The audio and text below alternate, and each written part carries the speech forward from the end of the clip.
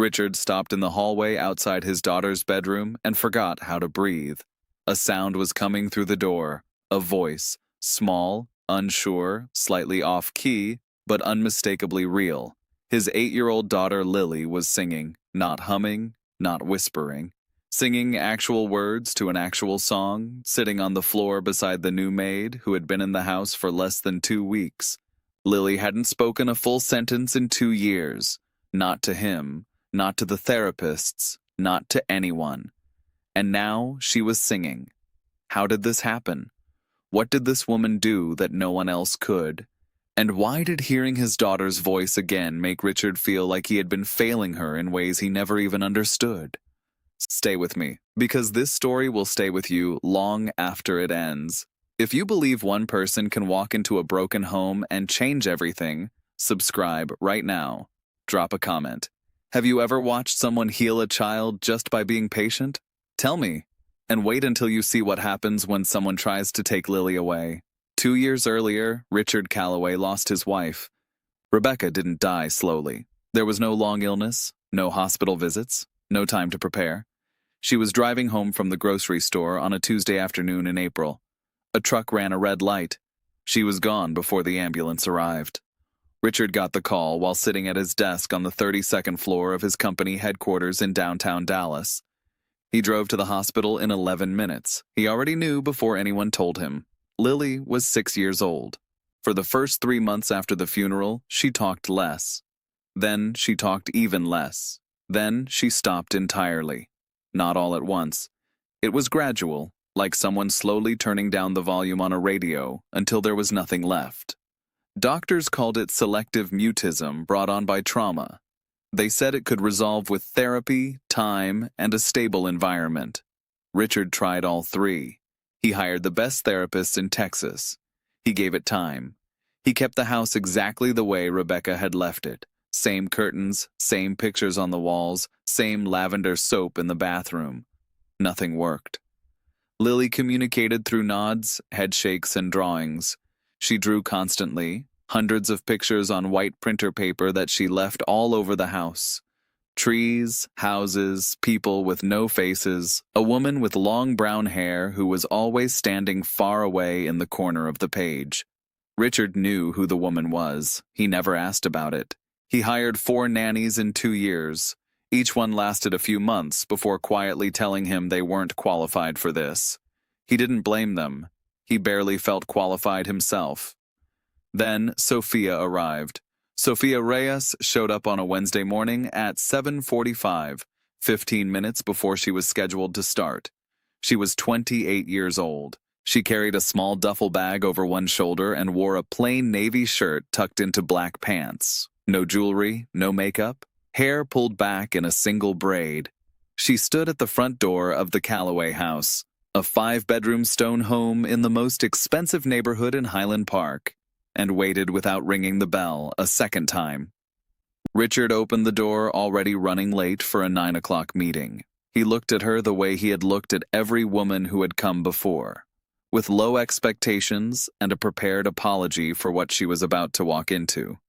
"The agency told you about my daughter?" he asked before saying hello. Sofia nodded. "They told me she doesn't speak. They told me the last 4 people didn't last. And they told me you're looking for someone who can handle both the house and the child. That about covers it." "Then I'll start with the house," she said calmly. "The child will come when she's ready." Richard stared at her for a second longer than necessary. Every nanny and housekeeper before her had walked in with a plan for Lily, a strategy, a method, a technique they had read about online or learned in some training course. Sofia was the first person who didn't seem to have one, and for some reason that made him feel something he hadn't felt in a while, something close to relief. He showed her the kitchen, the laundry room, the cleaning supplies, and the daily schedule. He told her Lily's routine: breakfast at 8, school pickup at 3:15, dinner at 6. He told her the foods Lily would eat and the ones she wouldn't touch. He told her the therapist came on Tuesdays and Thursdays. Sofia listened to all of it without writing anything down. "One more thing," Richard said, stopping at the bottom of the staircase. Don't push her to talk. Everyone tries. It makes things worse. Sofia looked at him. I wasn't planning to. He nodded, grabbed his briefcase, left for work, and for the first time in a long time, he didn't call the house 3 times before lunch to check if the new person had already quit. When Lily came downstairs that first morning, she found Sofia in the kitchen wiping down the counters. Sofia didn't stop what she was doing, didn't crouch down to Lily's level, didn't speak in that high-pitched voice adults use when they're trying too hard with children. She simply said, without turning around, "There's toast and strawberry jam on the table if you're hungry." Lily stood in the doorway for a full minute, then she sat down and ate. The first week passed without any major event, and that was the event. No crying, no meltdowns, no frantic phone calls from a caretaker saying she couldn't do this anymore. For 7 straight days, the house ran smoothly in a way it hadn't since Rebecca was alive. Sofia cleaned without being asked twice. She cooked simple meals, grilled chicken, pasta, rice with vegetables, and left everything covered on the counter when Richard worked late. She did the laundry, kept the bathrooms spotless, and organized the kitchen pantry that had been in chaos for over a year. But the thing Richard noticed most was what she did around Lily. She didn't try to be Lily's friend, she didn't sit the girl down for conversations, she didn't ask questions that required answers. She just existed in the same space, quietly, consistently, without pressure. When Lily sat on the living room floor drawing, Sofia would be nearby folding clothes or wiping shelves. She never looked over Lily's shoulder at the drawings, never commented on them, never said, "That's beautiful," the way every other adult always had, trying to create a connection through compliments Lily never asked for. On Thursday, something small happened. Lily left a drawing on the kitchen table, not tucked under a book or folded into a pocket the way she usually did. She left it flat, open, in the center of the table, face up. It was a picture of a house with a tree beside it. 2 people inside the house, a tall figure and a small one, and at the bottom, a 3rd figure standing outside the front door. Sofia saw it while clearing the table after dinner. She looked at it for a few seconds. Then she placed it carefully on the fridge with a small magnet and went back to washing dishes. She didn't say a word about it. But the next morning, when Lily came down for breakfast and saw her drawing on the fridge, she stopped in the middle of the kitchen and stared at it. Then she looked at Sofia, who was pouring orange juice and not making any kind of deal about it. Lily sat down, drank her juice, and ate her toast. After she finished, she went back upstairs and came down 10 minutes later with another drawing. She placed it on the counter next to the fridge, not on it, but beside it, and walked away. Sofia put that one on the fridge too. By Sunday, there were 5 drawings on the refrigerator door. And for the first time in a very long time, that kitchen wall looked like it belonged to a house where a child actually lived, not just existed. Richard came home Sunday evening and saw the fridge. He stood in front of it with his jacket still on, looking at each drawing one by one. The houses, the trees, the figures that were slowly getting more detailed, faces starting to appear, arms reaching out, colors getting brighter. He turned to Sofia, who was drying a pot at the sink. "She's never done this before, not with anyone."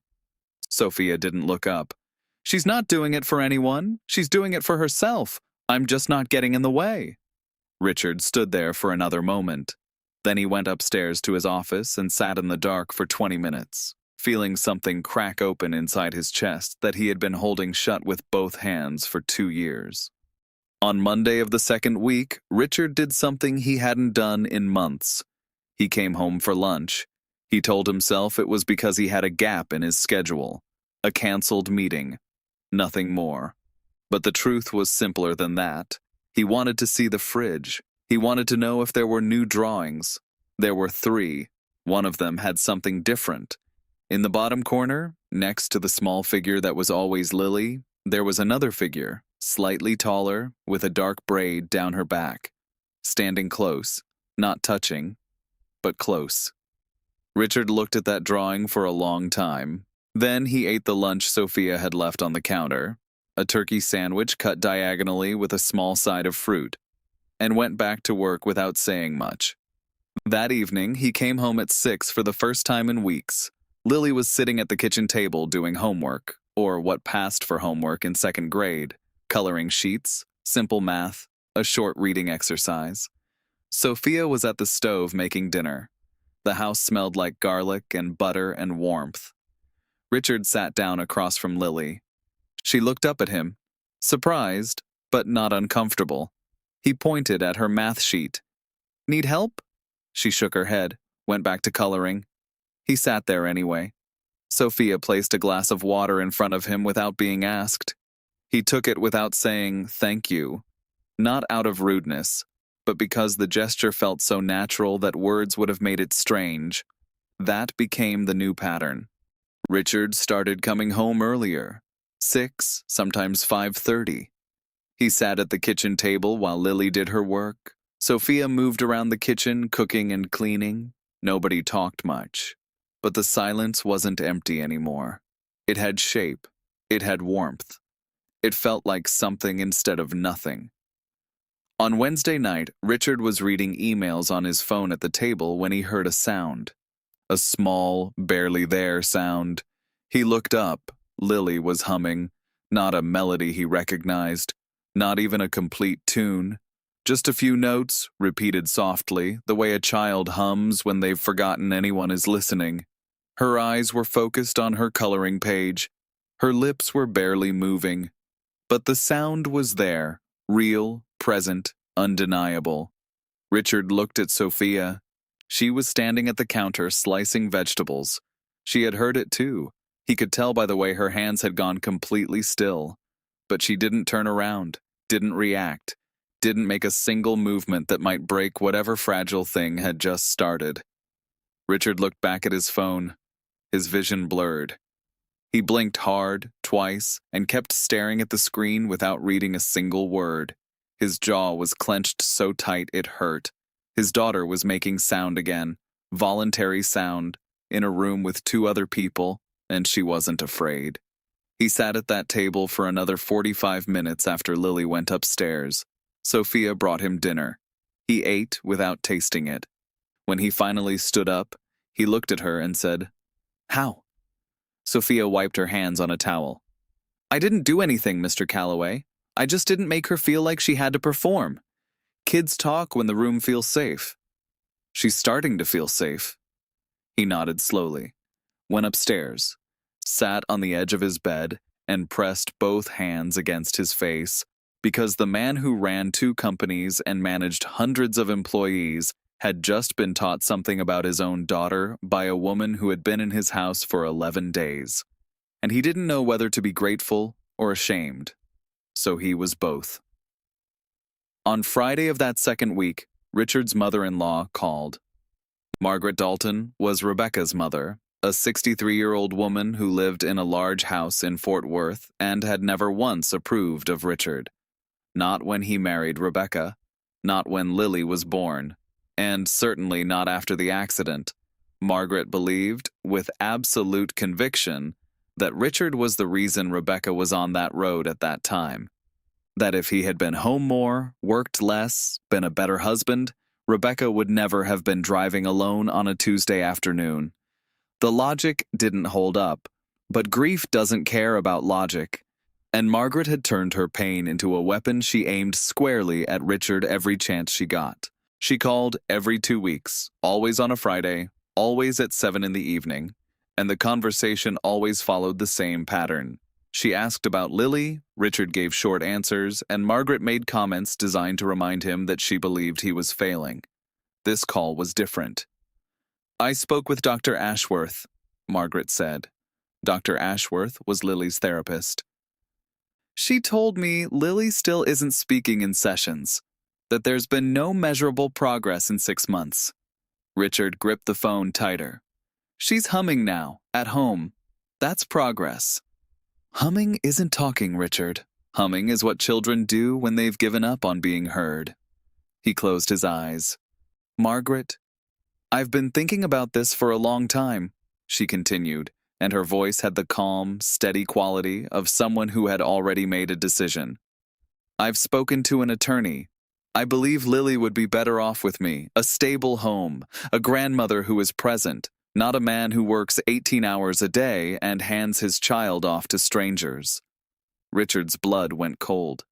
You're not serious. I'm filing a petition next week. I wanted you to hear it from me first. The call ended 3 minutes later. Richard sat in his office chair without moving for a long time.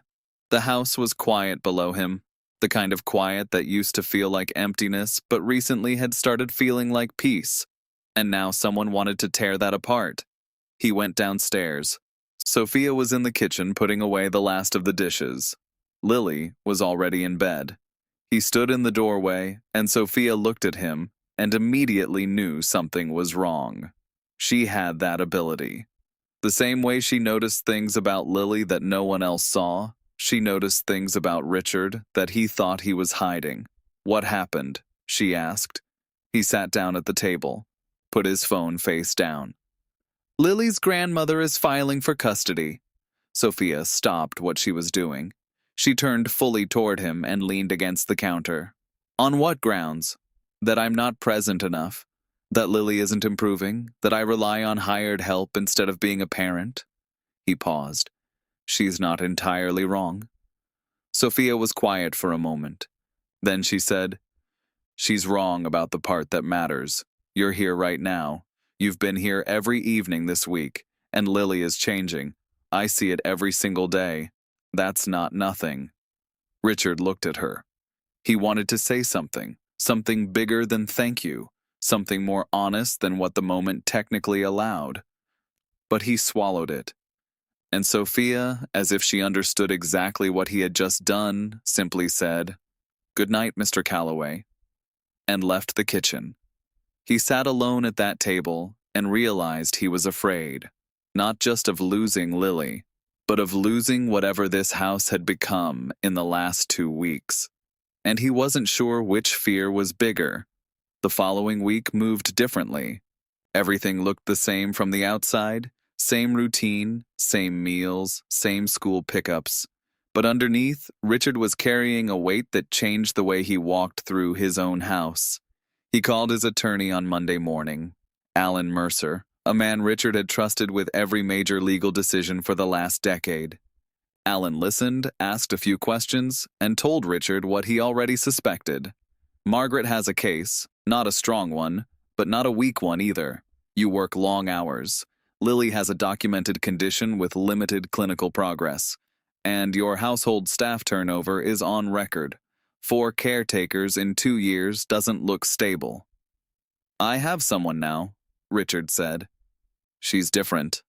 Different how? Richard paused. He didn't know how to explain Sofia in legal terms. He couldn't say she had fixed things, because she hadn't done anything dramatic. She hadn't introduced a new therapy method or followed some behavioral program. She had just been there, consistently, quietly, in a way that made the house feel like a place where people could breathe. She's good with Lily, he said finally. Better than anyone we've had. Alan told him to document everything. School attendance, meal routines, Lily's improvements, even the small ones. Anything that showed a stable, functioning home. The hearing was likely 6 to 8 weeks out. Richard hung up and sat in his office staring at the wall. Then he did something that surprised even himself. He opened his calendar and started canceling things. A Thursday dinner with investors, canceled. A Saturday golf game with a client, canceled. A 3-day conference in Miami the following month, he sent his VP instead. He wasn't doing it for the court. He was doing it because Sofia's words from Friday night were still sitting in his chest. You're here right now. And he realized that being here, actually, physically, consistently here, was the only thing that mattered.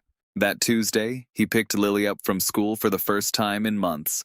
She came out of the building, saw him standing by the car instead of Sofia, and stopped walking. She didn't smile. She didn't run to him. She just stood there, processing. Richard crouched down. I thought I'd pick you up today. That okay? She looked at him for a long moment. Then she walked over, took his hand, and got in the car. They drove home in silence, but halfway through the drive, Lily reached across the back seat and placed her small hand on top of his on the armrest. She didn't say anything, but she didn't have to. When they got home, Sofia was in the kitchen. She saw them walk in together, Richard carrying Lily's backpack, Lily holding his hand, and something crossed her face. Not surprise, something softer, like watching something grow that she had believed in before anyone else did. That night, after Lily went to bed, Richard came downstairs and found Sofia sitting at the kitchen table with a cup of tea and a small notebook. She was writing something, ingredient lists, he could tell from the layout. He sat across from her. "I canceled half my schedule this week." She looked up. "I know, Lily told me." He blinked. "Lily told you?" Sofia nodded. She didn't say it with words. She drew a picture after school, a car with 2 people in it. The tall one was driving. She showed it to me and pointed at it twice. Sofia paused. "That's her version of telling me something important." Richard leaned back in his chair. His daughter was communicating more in drawings and gestures than she had in 2 years, and Sofia was the only person who had learned to read that language fluently. "Margaret's attorney is going to argue that Lily needs a more present parent," he said quietly. "What do I show them?" Sofia closed her notebook. "You show them what's real. The drawings on the fridge. The fact that you picked her up from school today. The fact that she held your hand in the car." She paused. "You don't need to prove you're perfect, Mr. Calloway. You just need to prove you're trying, and that she's safe." He looked at her across the table. The kitchen light was warm, and the house was quiet, and his daughter was asleep upstairs in a home that finally felt like one. And the woman sitting across from him was the reason all of it existed. He knew what he was feeling. He had known for days, but naming it would change everything, and he wasn't sure either of them was ready for that. So he said goodnight, and went upstairs, and lay awake for a very long time. On Thursday of that week, something happened that Richard didn't see coming. He was in his home office on a video call when the doorbell rang. He heard Sofia answer it. Then he heard a voice he recognized immediately, and his stomach dropped. Margaret. She hadn't called first, hadn't announced she was coming.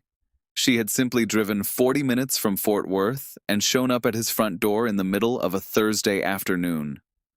Richard ended his call and went downstairs.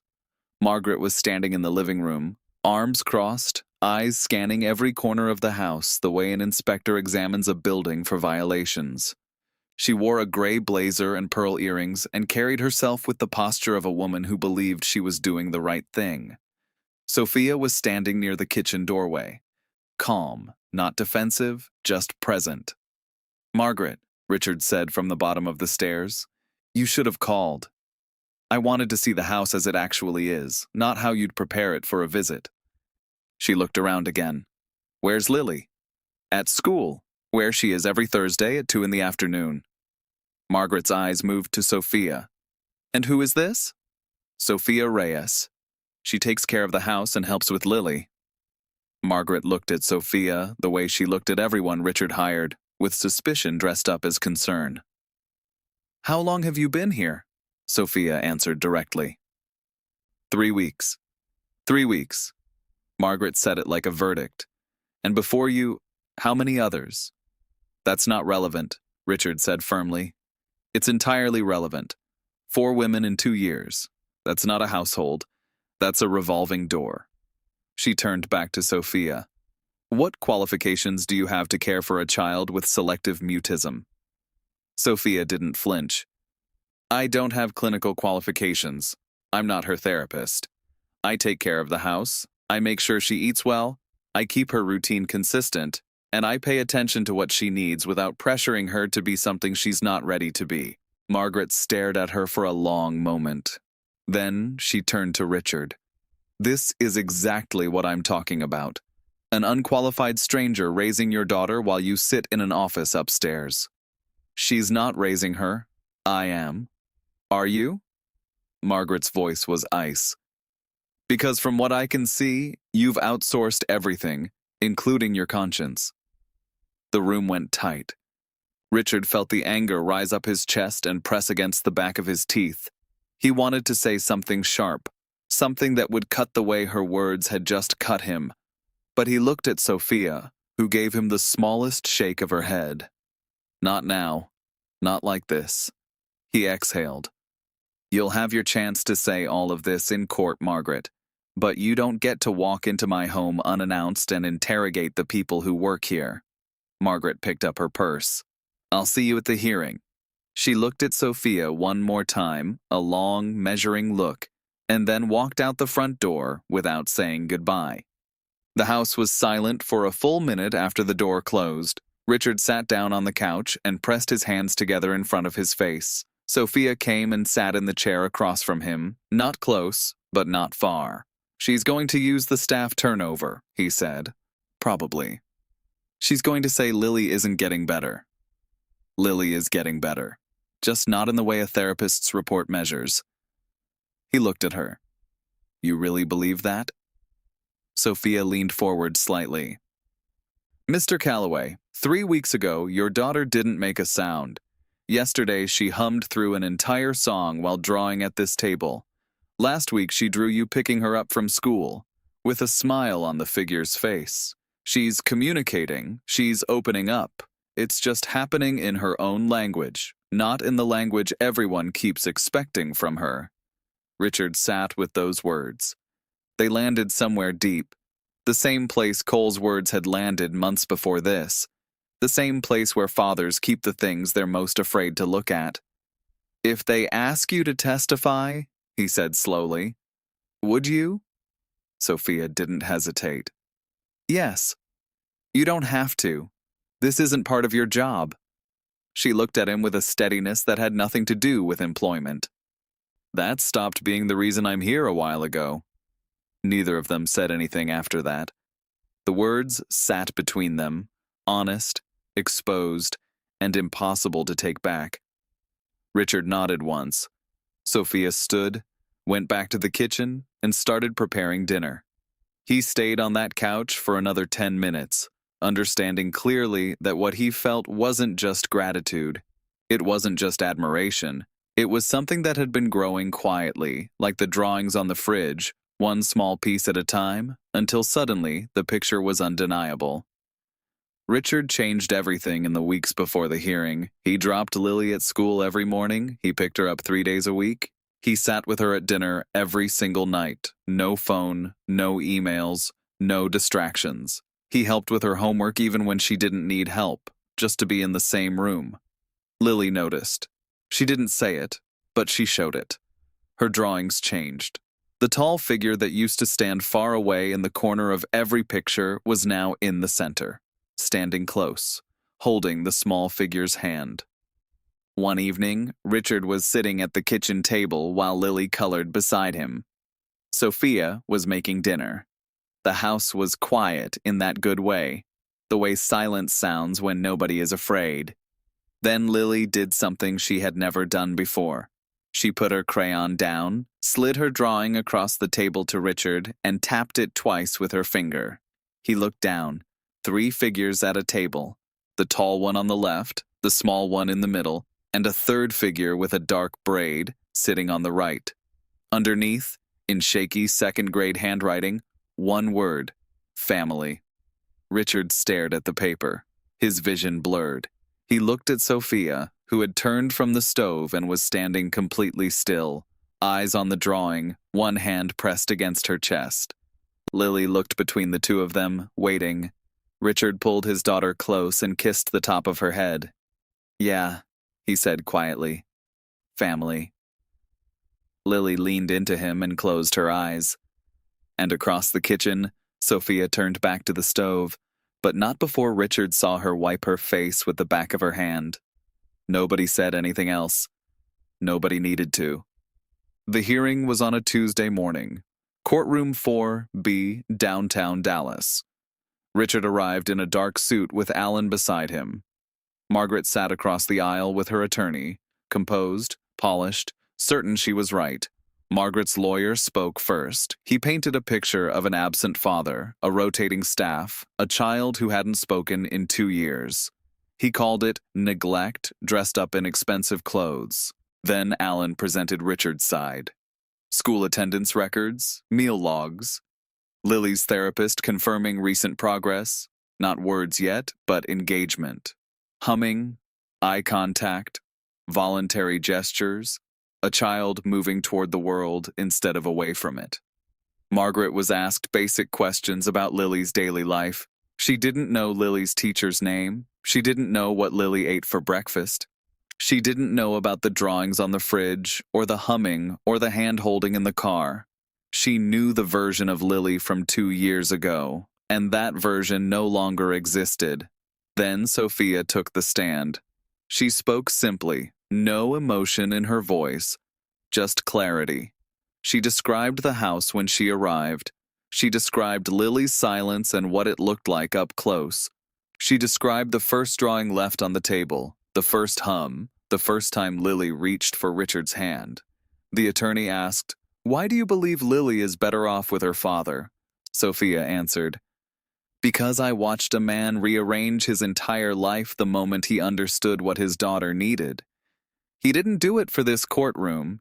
He did it because she drew a picture and he finally saw what she was trying to say." The room was quiet. Margaret's attorney had no follow-up questions. Richard looked at Sofia across the courtroom. She met his eyes, and in that look was everything neither of them had said out loud yet. Alan called 2 days later. "Full custody stays with you. Margaret gets supervised visits twice a month." Richard hung up the phone and went downstairs. Lily was at the kitchen table drawing. Sofia was beside her peeling apples. He crouched down next to his daughter and said, "You're staying right here, with me. This is your home." Lily looked at him. Then she did something that broke him open completely. She said, "I know." 2 words. The first full sentence she had spoken in over 2 years. Small, quiet, certain, like she had been saving them for the exact right moment. Richard pulled her into his arms and held her so tight he forgot there was anyone else in the room. Sofia stepped back toward the counter, but Lily reached out one hand and grabbed her sleeve, pulled her closer. The 3 of them stayed like that in the middle of the kitchen. No words, no explanations, just the sound of a family figuring out what it felt like to be whole. That night after Lily was asleep, Richard found Sofia on the back porch. He sat beside her. "It's still there," he said. "Everything I've been feeling. It never went away." She looked at him. "I know that too. I want to do this the right way. No rush, no pressure, just honest." She held his gaze. "Then we do it honest." He took her hand. She let him. From the hallway window upstairs, a small face watched them through the glass. Lily smiled, then went back to bed. In the months that followed, Margaret showed up for her visits and slowly learned that love isn't demanded, it's earned. Richard built his life around presence instead of performance. And Sofia enrolled in the culinary program she had always wanted, building her own name, her own path, her own future. The biggest thing in that house was never the money. It was the little girl who finally felt safe enough to speak, and the 2 people who gave her the room to find her voice. If this story moved you, share it with someone who needs to hear it today. Subscribe if you haven't already, and tell me in the comments, have you ever watched someone come back to life just because one person was patient enough to wait? I read every single one.